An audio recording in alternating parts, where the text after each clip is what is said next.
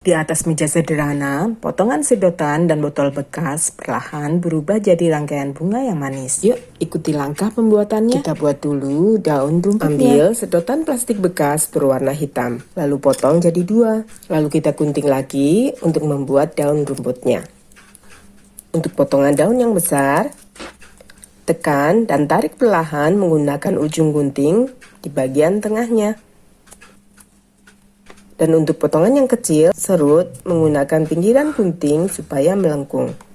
Lanjut, tempelkan satu persatu daun rumputnya menutupi alas yang terbalut tali rami. Beri lem permukaan alasnya, lalu tempelkan daunnya. Tempelkan potongan daun yang besar dan yang kecil supaya terlihat lebih alami.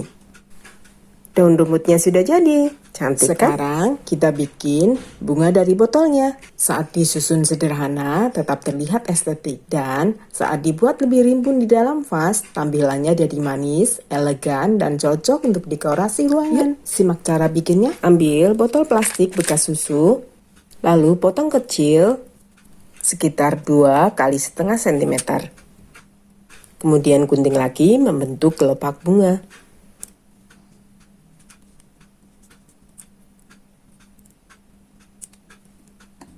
Lenggungkan dan buat yang banyak. Siapkan potongan melingkar kecil, lalu tempelkan mahkota bunga mengelilingi lingkarannya. Tempelkan menggunakan lem tembak ya. Untuk putiknya, aku manfaatkan bunga rumput yang kering. Potong rantingnya, lalu tempelkan pada bagian tengah bunganya. Kemudian rapikan. Lanjut, kita buat tangkainya. Balut ujung kawat menggunakan potongan plastik kresek warna hitam. Balut juga bagian bawah kawatnya menggunakan potongan kresek warna hitam.